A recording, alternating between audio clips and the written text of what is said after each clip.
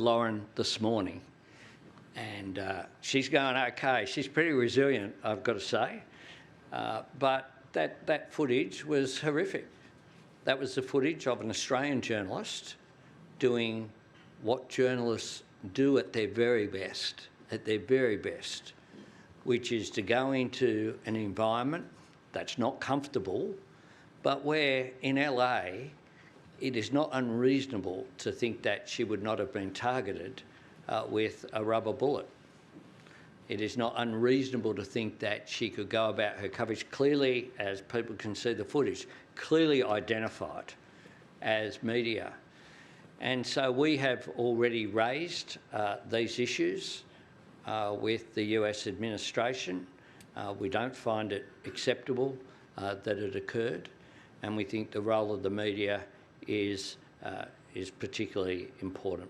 35 and a list that would have a whole AFL side including a sub. Well, discussions I have with the President are discussions between myself and the President. That's the way I deal with people, diplomatically, appropriately and with respect. So I'll leave the discussions with the President till they occur rather than foreshadow them.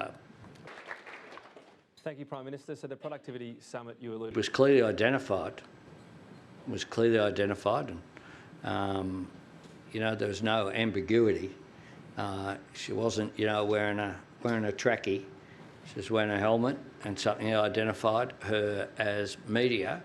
And, you know, it is not acceptable that a journalist, and I say this here at the National Press Club, from time to time, I will have disagreements with journalists.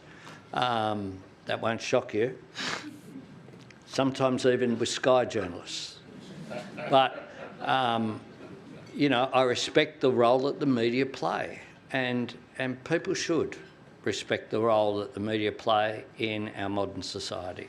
Thank you. There's another one.